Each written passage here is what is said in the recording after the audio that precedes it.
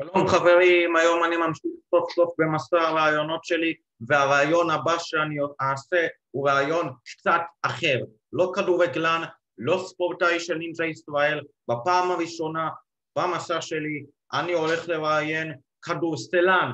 כן, שחקן כדורסל. אני מעדיף לצאת מאזור הנוחות. כמובן שאני אראיין כדורגלנים פה ושם, אבל אני גם בעד הרעיון של לנסות עולמות חדשים לגלות אותם, כמו עולם הכדורסל ועולם הסטארט-אפ ניישן למשל, שמחר אני אראיין את ולד לוגינוב, האוקראיני, שזכה למשל באליפות הסטארט-אפ ניישנס בישראל, אחרי שהוא היה כאלמוני לגמרי, מתמחה בעיקר בריקוד. יהיה מחר ראיון מעורר השראה עם ולד, אל תחמיצו אותו, אבל עכשיו הראיון שלי הוא עם שחקן כדורסל שמחזיק בשלוש אזרחויות שונות, אמריקאית, ישראלית, אוסטרית. התחיל את הקריירה המקצועית שלו ככדורסלן בארץ במדי מכבי חיפה, אחר כך עבר למכבי תל אביב, שם עשה את הפריצה משמעותית ביותר שלו, היה חלק מהסגל שזכה באליפות היורוליג, והוא קבע שיא מדהים של כמעט 50 נקודות מול ברצלונה הגדולה בליגה הספרדית כששיחק באסטודיאנטס מדריד. אז כל הרמזים לכך אומרים שהמרואיין שלי הוא סילבן לנדסברג, שכבר ייכנס. After all, it's nice to have you here for this time. It's the first time I'm interviewing a basketball player after I'm more a sportsman of football, but I decided to try to explore another sports like basketball and others. Okay, I'm excited to be a part of this. Thank you for having me. Yeah, it's nice as well. I'll ask you some couple of questions about your career, and I spoke with some Israeli fans. They were really shocked when I told them I'm gonna have an interview with Sylvan Landsberg. They said, no, that's a joke, because you're probably one of the known players in your time there. Thank you very much. Okay, so you started your career in the Virginia University, and you tried there to get into the NBA by the draft and played in the Israeli Maccabiya. In that period of time, which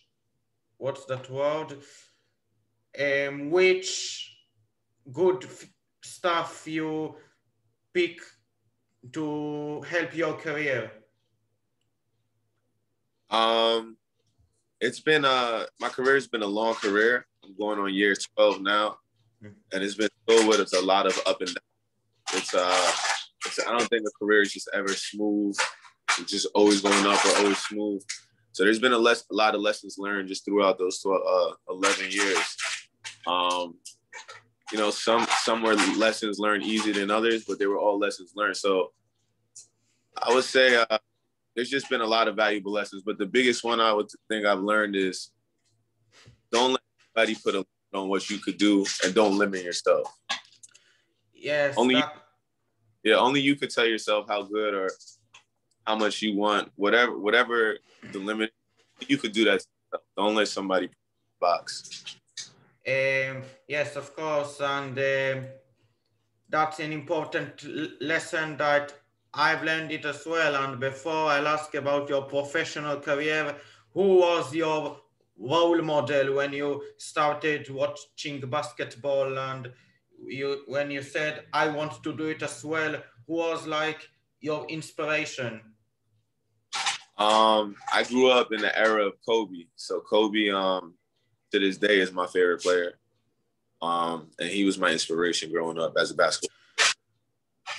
Yeah, he was an inspirational, and excuse me for it's just when I hear Kobe Bryant, it's like emotional and inspirational both. Absolutely. It was one of the first names I heard in the basketball world, and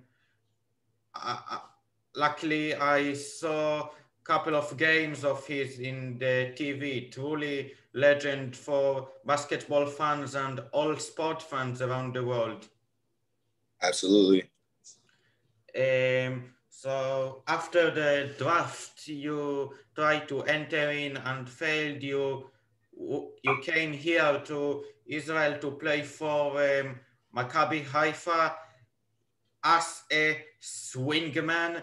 Sorry for the lack of info because I'm studying about basketball now. So what's the job of the swingman player and how can he contribute in all around the field? Swingman. What's a good definition for a swingman? A swingman, I guess, is like a mixture between a guard and a forward, playing the wing. And what you're supposed to do is pretty much your job, you know, like everybody has. Basketball player, whatever you have to do to help the team win. Rebound, play defense, score, create. Like what I said earlier, do it like all around the field. Absolutely. And it was like a new country in Israel when you started playing for Maccabi Haifa, but in your first season you impressed, and in the second season you've even impressed more, and in 1 month, in November I believe it was, you were first time winning the Player of the Month award. How can you sum up your time in Haifa, time that probably made you as a top professional player? My time at Haifa was a lot of fun. I had a great connection with the management and my teammates there, and it was where I started my career. They gave me the opportunity to grow as a player, you know, just to get comfortable. My first year as a professional in Israel, my first half of the year, I was playing terrible. Just the adjustment of the European game to the American game, I wasn't picking it up that quick. Thank God I was Israeli, because if I wasn't, who knows, I could have been sent home. Oh. But I was able to figure it out towards the second half of the season, and you know, just staying with that team and them giving me the confidence and believing in me, I was able to come back next year and improve on that. And you know, I thank them very much for that opportunity. I don't take any opportunity that's been given me. I don't take it for granted. So I'm very thankful for it. But yeah, I got a lot of love for Haifa and, you know, just the opportunity they gave me to start my career.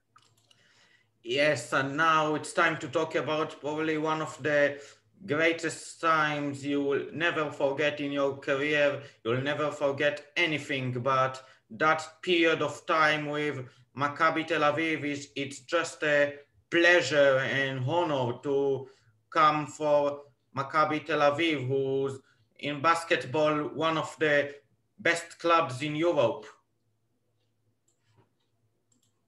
They are one of the best clubs in Europe.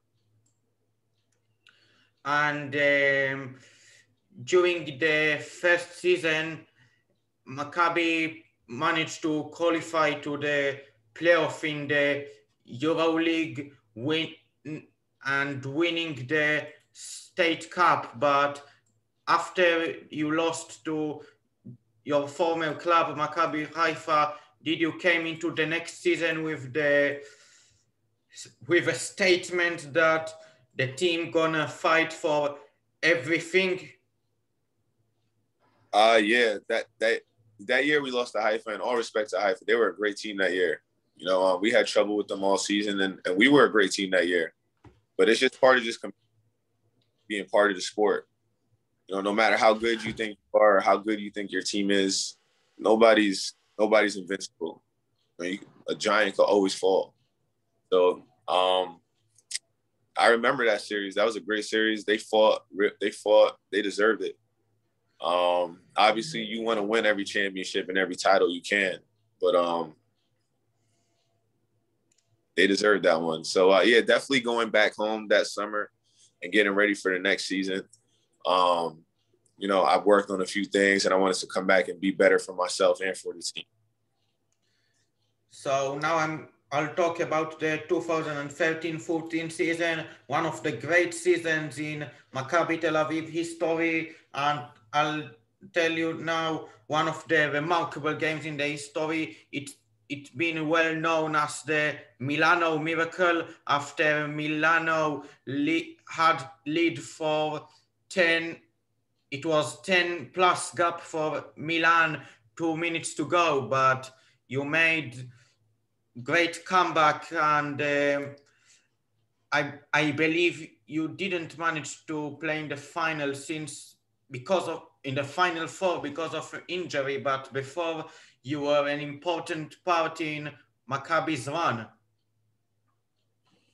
Yeah, I didn't get to play in the final four. I had a strained muscle I pulled playing against, I think, Galil a few days prior before we left. I wasn't able to take part in it, which was a little disappointing. But yeah, prior to that, beating Milan was huge. I remember those games in Milan and just the environment out there. And you know, like, we had a hell of a team, man. That was one of the best teams I ever played on that year, just on and off the court. Just the guys that we were surrounded by. If it was a family environment. And, you know, it's kind of hard to mimic that feeling again. You know, you could get great guys. I've been around great guys, but that team there was just a special team that we put together. And that's why we were able to do what we did that year. We weren't the most talented team in the EuroLeague. You know, we weren't the best team by any stretch. I think you would remember. We weren't supposed to win that year. It was just the energy we shared with each other and how we treated each other and how we cared for each other. You know, it showed on the court. And that's why we were able to get out of tough situations, because we just never stopped believing in each other. You know, like, I knew if Tyrese or Ricky had the ball, something good is going to happen. You know, 1,000% every time. Or if Sean was in the game, we're going to get a stop. You know, so there was never a doubt in my mind with any of the guys on my team. And, you know, that just came from molding us and being together for an entire year. Yes, it's amazing. And I actually did something that was very rare for me as a football fan until now. I watched your semi-final game against CSKA Moscow, and I can call it again another miracle, because I believe also, like Milano, CSKA had a huge lead that you managed to turn it around again, and now on to the final against Madrid, which you won the EuroLeague for the 6th time. Did you even believe in your wildest dreams that you'll be an important part of a EuroLeague winning team? No idea. I never picked that for myself. And you know, I was young when I had it, and when we won it, and I appreciated it. Just as you get older in your career, you just start appreciating things differently, I guess. You know, so it'd be nice to win one in a later state in my career, but who knows? Yes, and a couple of seasons after, unfortunately, 2014-15 were the same, but unfortunately, you didn't manage to win the league after losing to a lot. And next season as well was disappointing as well. And during the period of disappointment, you were one of the veteran players in Maccabi that had to work around to try and change stuff. How was this challenge? Um, it was a little bit of a challenge. The biggest is just year in and year out. When you just start the year over, pretty much we had a new team almost every season. Just trying to rebuild every season the mentality we have, and just not even on the court stuff. You know, obviously you got to learn how to mesh and play together on the court, but just, you know, rebuilding everything that comes with being a team and a basketball player every year was probably the most difficult challenge. I had the opportunity to stay in Maccabi and be there with my whole time with about 2 or 3 guys that, you know, I consider them family, my brothers. But besides that, you know, every year was just pretty much a new face. And I think that was just the most difficult challenge, just adjusting to each player's games, their personalities, their characters, and, you know, meshing with them and doing what we have to do as a team in order to make this work and, you know, try to win games and accomplish what we want to. So I think that was the toughest challenge in those years. Yes, and it's good now to see the club in good way, but the interview is about your career after Maccabi Tel Aviv and a period of 7 years at Israel. You moved to Europe for the first time. Yes, I'm right. Like geographically, I'm right. Excuse stupid me, but it's like second European League, Spanish League, signing for Estudiantes Madrid. You were in the top 5 players in the Spanish Basketball League season, including a heroic performance against Barcelona, which hailed you a lot of journalism, and 48 points against the mighty Barcelona. How can you sum up this great experiment?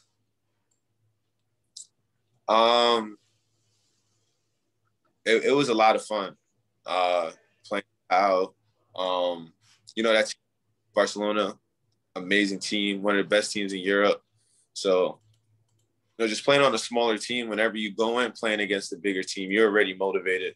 And I know how it is being on a bigger team like Maccabi and trying to stay motivated some games when you kind of have the mentality like we're supposed to win.